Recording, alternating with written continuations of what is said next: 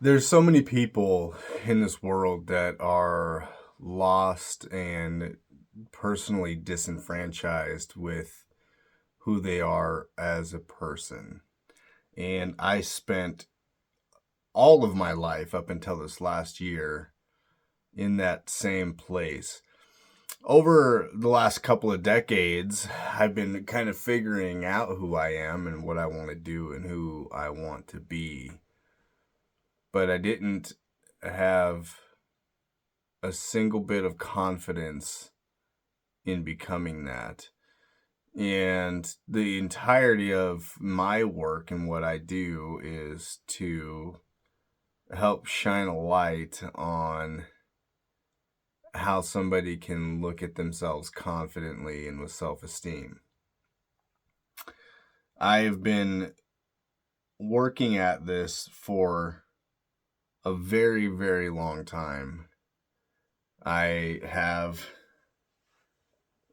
not only I have a special combination of tools, and my entire work is to help others figure out their combination of tools, who they are mentally, emotionally, physically, who not only they are for themselves, but then how they can take that and empower it to the rest of the world. So I wanted to shoot this video and maybe to help create some relatability, but not only to create some relatability, but to also put some additional confidence into my own life in breaking past some of my own limiting beliefs. Though I can look at my life on paper as I would for somebody sitting across from me if I was coaching them. And I can see that I have the perfect skill set to analyze and flush out how to develop develop a life that has a fulfilling meaning. And most of the content on the internet today is from business people that have ultimately become very, very successful to a point where they now have the time and energy to dedicate what they learned and how they learned how to get where they are with the empowerment of financial gain. I hope and I wish for everybody to become as wealthy and stable as possible, and I hope to do so on my journey as well, but that's not the position I come from. See, my expertise comes from my life and comes from the patterns that have shown themselves to me multiple times that I could no longer ignore. So, the first part of this story of mine that I want to tell is about chaos. And it's about having a life of kind of a feral childhood. I grew up with very little boundary in day-to-day life because, my parents were doing what they did, and today they are both wonderful people, but I had too much freedom and kind of almost anarchy in a way. And though my parents did really try, there really wasn't much they could do because life for them was also chaos. So at an early age, I had to become an adult very quickly in order to survive. So that key of survivability is a big part of my work. And from up until about the age of 12, very little structure. And then the structure that was attempted to be implemented was the complete opposite, and I completely rejected it. So by the time I was 15, I really went desperado, and I very rarely stayed home. And essentially, since the age of 15, I've been on my own out in the world trying to figure things out. I was always with people. I lived in houses and with other people that turned very quickly into what I like to call the drug world, and living in trap houses that were just in complete disarray, infested with different creatures and critters and high-level drug users. Throughout that time, a lot of violence happened. I've been in more street fights and extreme violent altercations that I can't even remember them all. And what the chaos part of life has taught me is that humans are extremely adaptable. Like, my goodness, I have no reason I should have survived, but I did. And not only did I survive, I helped from an early age my brother and sister survive. And through different forms of abuse, neglect, abandonment, just intensity. And by the time I was in my early 20s, I got married, and I completely shifted my life around externally, but I never shifted internally. And this led to another, decade and almost decade and a half worth of personal chaos and not knowing how to get any traction underneath my feet. So chaos and survivability have shown me that people are extremely adaptable. And if then people are adaptable, like I was, that means that shifts in creativity and maneuverability and change can really take place. So I took that into consideration as I moved into my teenage years, where at the age of 12, I spent some time with my uncle, who was a pretty well-known psychotherapist. He lived in the Seattle area, and I went and spent 2 weeks with him, and he opened up my eyes to the world of people, and he kind of did it in a hypnotic way, which I wasn't even aware of until my early 20s.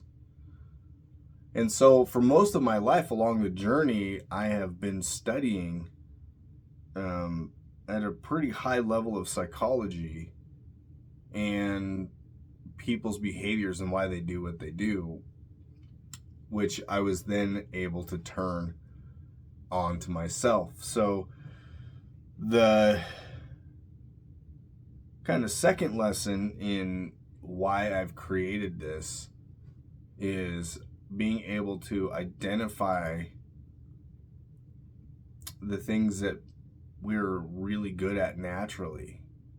Would I have been good naturally at the psychoanalytical psychology of human behavior? I don't know. I mean, to some degree, I probably would have, because that's where people that have had extreme levels of trauma and extreme necessary, moves and maneuverings of having to survive. And I started to really formulate a lot of ideas, and even in the chaos of things, a good amount of time that I spent underneath the influence of heavy alcohol use, I was really able to take these thoughts and start helping people kind of formulate their own ideas about who they were and who they are. The problem is that I was trying to teach these things in the wrong environment from a wrong position. So I then moved on out of that, and this is, by the way, a very generic breakdown of my story. I will, in the other videos that are on the channel, I kind of break down and go through different stories in a more intimate level, and I encourage you to go watch those to kind of learn more about it. I use specific stories in specific modules of my videos based on the subject of the video. So feel free to go learn more about me there and about why I think, how I think, and then how I can help you kind of formulate and think through your life and who you are as well. Because the thing is that I don't think there's a lot of people, because of the last 40, 50, 60 years of the way generations of people have happened in industrialism, in war, in conflict, in financial stress and restriction, all these different things. They've forced people to go through life with a different modality than we ever had before, when we had more of a, as humans, more of a tribalistic way of doing things, where, you know, each person within a society, within a culture, within a town or a city or a whatever, they all kind of collectively came together with their own individual skills and abilities, and they leaned on each other. You know, we can look back at a shorthand of history where industrialism kind of starts to happen, and the individual shoemaker that built shoes for the grocery store owner, who then supplied food to the community, who then the community was nourished enough to go out and do their own thing. And that structure shifted in from tribalism, of small communities of, you know, certain people made metal, certain people, you know, they took raw ingredients and made food, taking grain and making wheat, these types of things. And everybody collectively kind of had their own skill sets. Well, that's been completely dissolved in a big industrial corporatized war in the world of that. That doesn't mean that we still can't have that. I just think that we as a people need to be empowered to understand our greatest capabilities, and not only be willing to apply them, but to be confidently capable of utilizing our own skill sets based on our life's experiences and based on our interests and goals, in order to really be empowered enough to really be worth anything in this world. I think that we have a really a real lack of worth and self-esteem in this world. And I hope to change that. And by recognizing the patterns, which is the third thing that I want to really talk about here in this video, is that patterns happen in everyone's lives. And some of it, I think, is somehow from a mystical place. Like, we were put here for a reason and for a purpose. And what happens is that we have zero idea how to even come about recognizing those patterns and how they're useful to the world. We're good at kind of figuring out our patterns of interest, right? If you really like video games and you lean towards more understanding the technology and the workings of video games and the systems and all of that kind of stuff, or if you're you know, whatever it is, I could go on and on about that. But what we lack is the ability to place ourselves in a position that aligns our life with our expertise into our interest and into a purpose, who it then can bring forth something worthwhile to the world. And everybody can do this. Everybody has worth. Everybody can bring forth this. So I recognized my patterns, and I recognized that I had a life of chaos. As a kid, I had a life of extreme darkness in the drug world. I've always naturally been a desperado, so these kind of things have kind of molded alongside me, as well as me consciously doing it. And also, I kept recognizing this pattern of no matter what I've done or what I did do, I would escape, dire circumstance time after time after time after time. And that alone makes me realize that I have all of this alignment coming into place for me to be able to then reach out to the world to kind of break down and explain people, explain you, explain me in a way that creates a sense of identity. And this really got powered from a place of recognizing that in a world where change has to happen and occur, most people are afraid, or maybe not even afraid. Fear is part of the equation, but are unaware of what they can become because they don't know what they can do. So I look at the world of recovery from alcohol abuses, people that abuse alcohol, people that abuse drugs, people that have severe mental health problems or live within environments that are forced to change, people that go to jail for or prison for a long period of time. It occurs here too, where the end of that era comes, and then there's a space of time of trying to figure out who you are and what you're capable of. A gigantic percent of people relapse back towards crime or drinking or drug use or whatever it be, because that's home.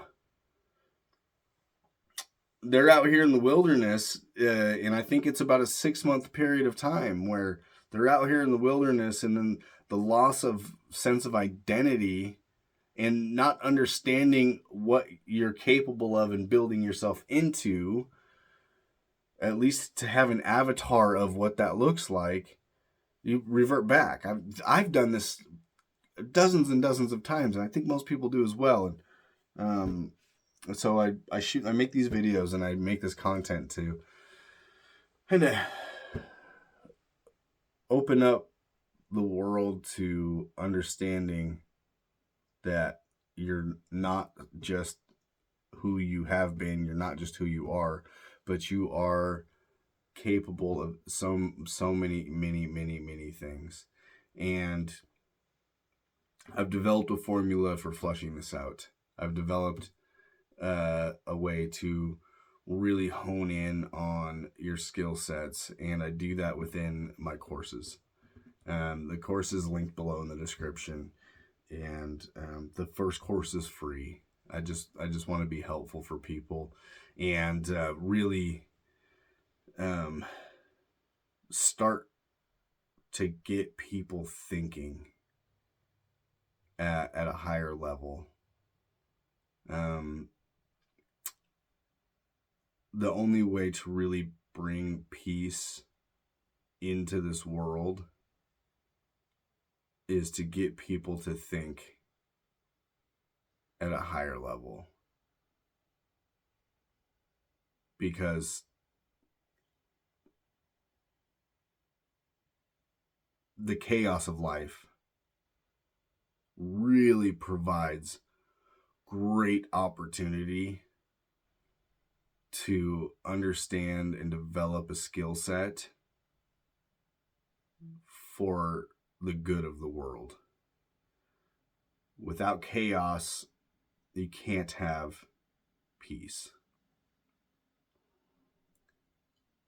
but fleshing out the skills and characteristics of having the capability for chaos allows to have the confidence and the self-esteem to go forward and really make a change and make a difference. So I just wanted to shoot this little episode here and kind of flush out some of those ideas. So to go back to having the confidence and self-esteem in myself to shoot this type of content, I am willing to be vulnerable and willing to kind of put myself out there. I have not been perfect to any degree. Matter of fact, I have been worse in some cases than most people. And being afforded the opportunity for change by recognizing the pattern of the inevitable for me is being able to tell my story. And I'm unafraid of telling it.